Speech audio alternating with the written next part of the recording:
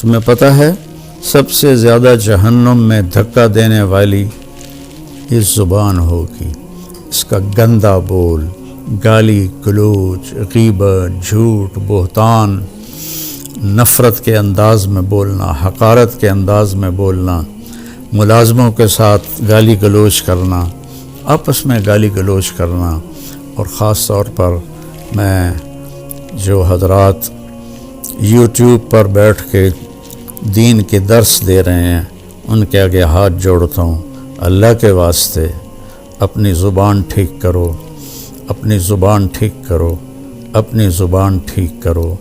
ایسے میرے نبی کے بارے میں آتا ہے ما کان فاحشا متفحشا، میرے نبی کبھی بھی بدخوئی اور بد کلامی کرنے والے نہیں تھے، اور میرے اللہ نے فرمایا فَبِمَا رَحْمَةٍ مِّنَ اللَّهِ لِنْتَ لَهُمْ وَلَوْ كُنْتَ فَظًّا غَلِيظَ الْقَلْبِ لَانفَضُّوا مِنْ حَوْلِكَ، میرے محبوب آپ کے رب کی بہت بڑی رحمت آپ پہ نازل ہوئی تو آپ نرم ہو گئے اپنی امت کے لیے۔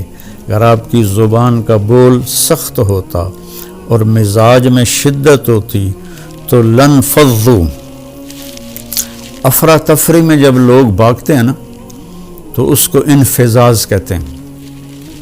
جیسے کہیں کوئی دھماکہ ہو جائے تو لوگ افراتفری میں بھاگتے ہیں جدھر جس کا منہ ہوتا ہے، تو اللہ تعالیٰ فرما رہے ہیں یہ صحابہ جن کے بارے میں اللہ نے کہا کُلًّا وعد اللہ الحسنی، میرے محبوب تیرے صحابہ کے لیے تیرے رب کا جنت کا وعدہ ہے۔ تو ان کے بارے میں اللہ کہہ رہا ہے یہ سارے بھاگ جاتے، آپ کو چھوڑ جاتے۔ میرے نبی نے حضرت معاذ ابن جبل سے فرمایا معاذ الا انبئک بملاک ھذا کلہ، معاذ میں تمہیں لمبی چوڑی نصیحت فرمائی تھی کہ ساری نصیحت کا میں تمہیں خلاصہ بتاؤں؟ انہوں نے کہا اجل یا رسول اللہ، ضرور یا رسول اللہ۔ تو فأحوى بإصبعيه إلى لسانه، تو اپنے زبان کو باہر نکالا اور یوں کینچی بنائی اور اس کو یوں پکڑا، اور پھر فرمایا کف ھذا، اے معاذ اپنی زبان پہ قابو رکھنا۔ وہ کہنے لگے یا رسول اللہ انؤاخذ بما نقول، جو ہم بولتے ہیں اس کا بھی حساب ہے؟ تو آپ نے فرمایا سکلت کا امک یبن جبل، ارے جبل کے بیٹے تیری ماں تجھے روئے۔ وَهَلْ يَكُبُّ النَّاسَ فِي نَارِ جَهَنَّمَ إِلَّا حَصَائِدُ أَلْسِنَتِهِمْ، تمہیں پتہ ہے سب سے زیادہ جہنم میں دھکا دینے والی اس زبان ہوگی۔ تو بھائیو اکثر میں تو سنتا ہی نہیں ہوں، میرے سر میں درد رہتا ہے، لیکن کبھی کبھار کان میں پڑ جاتی ہے بات تو اتنا شدید لہجہ ہوتا ہے اور اتنا حقارت آمیز لہجہ ہوتا ہے اور اتنا نفرت سے بھرا ہوا ہوتا ہے، خاص طور پر مذہبی معاملات میں اور اختلافی مسائل میں اس قدر وہ آتش فشاں پہاڑ بن جاتے ہیں کہ ان کے منہ سے آگ نکلتی ہے۔ تو میرے نبی کی زندگی سیکھو کہ آپ نے کس طرح نرم رویے سے عرب کے سارے بت پرستوں کو رام کیا۔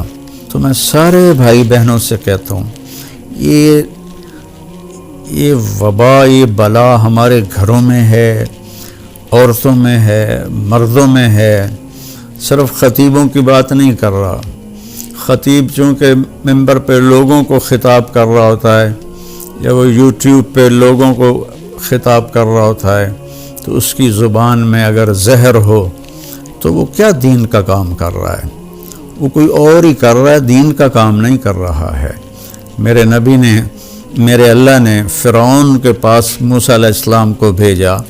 فرعون سے بڑا مجرم شاید ہی کوئی ہو جس نے کہا انا ربکم الاعلی۔ تو اللہ نے دونوں بھائیوں سے فرمایا فقولا لہ قولا لینا، کہ موسیٰ ہارون فرعون کے ساتھ نرم لہجے میں بات کرنا۔ آپ اپنے اختلاف کو ظاہر کریں، لیکن اوروں کے یہ نفرت کا بول اور حقارت کا بول یہ اللہ کے ہاں بالکل پسندیدہ نہیں۔ اور اس بول میں، اس لہجے میں بات کرنا یہ کوئی دین کی بات نہیں ہے، یہ نفس کی شرارت ہے۔ تو میری آپ سے گزارش ہے، میٹھا بول بولیں، اگلے کو عزت دیتے ہوئے اختلاف رائے کریں، نہ کہ نفرت و حقارت کے شعلے برساتی ہوئی زبان ہو اور اگلوں کا دل چیر کے رکھ دے۔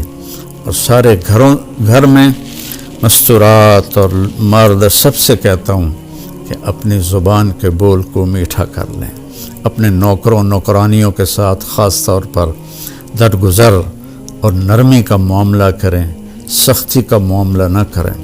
تو میری منت ہے، اپنے بچوں کے ساتھ کبھی طنز والا بول نہ بولیں، بیوی کے ساتھ کبھی طنزیہ بول نہ بولیں، طنز مار دیتا ہے، طعنہ مار دیتا ہے۔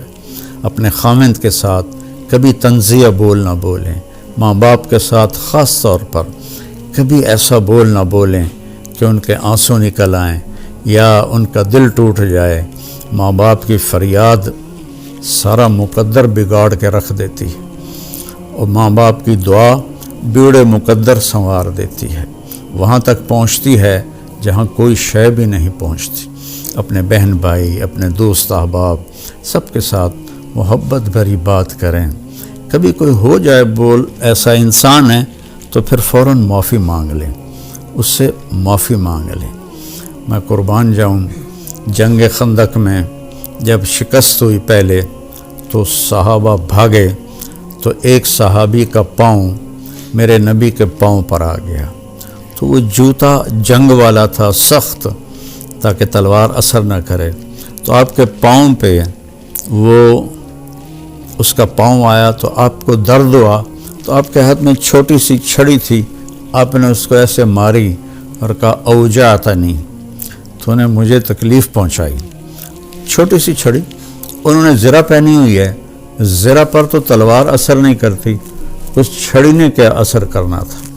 تو اس صحابی نے وہ سن لیا کہ میرے نبی فرما رہے ہیں اوجعتنی، تو کہنے لگے سارا دن ساری رات میں ڈرتا رہا کہ اب جبریل آئیں گے میری ہلاکت کا پیغام لے کر، اب جبریل آئیں گے میری سزا کا پیغام لے کر، تو ساری رات سوئے نہیں۔ فجر کے بعد اعلان ہوا جس شخص کا پاؤں نبی کے پاؤں پر آیا تھا وہ آ کے اللہ کے نبی سے ملاقات کر لے۔ تو وہ کہنے لگے بس ہو گئی نا وہی بات جس کا مجھے ڈر تھا، اب دیکھو پتہ نہیں کیا عذاب کا فیصلہ ہوتا ہے۔ وہ کانپتے ہوئے ڈرتے ہوئے تشریف لائے، تو آپ اسے دیکھ کر مسکرائے اور فرمایا میرے پیارے، کل میں نے تمہیں چھڑی مار دی تھی، میں اس کی آپ سے معافی مانگتا ہوں، اور یہ 100 اونٹ آپ کو اس کے بدلے میں ہدیہ کرتا ہوں۔ یہ میرے نبی کا معاملہ تھا۔ ایک صحابی نے آ کر کہا یا رسول اللہ، میرا خادم ہے، غلام، وہ غلط کام کرتا ہے تو میں اس کی پٹائی کرتا ہوں، تو اس کا کیا معاملہ ہوگا آخرت میں؟ آپ نے فرمایا تیری پٹائی کو اور اس کی غلطی کو تولا جائے گا، اگر تیری پٹائی بڑھ گئی تو پکڑا جائے گا۔ اور تو وہ زار و قطار رونے لگے اور کہنے لگے یا رسول اللہ، اس کا یہی علاج ہے کہ میں اسے آزاد کر دوں۔ تو انہوں نے اپنے غلام کو آزاد کر دیا۔ ہم لوگوں کے دل توڑ کر، کفر کے فتوے لگا کر، ایک دوسرے کو کافر کہہ کر، ہم ایسے اپنے غصے کی آگ میں جل بھن رہے ہوتے ہیں، تو ہماری بات کہاں اللہ کی بارگاہ میں قبول ہوگی؟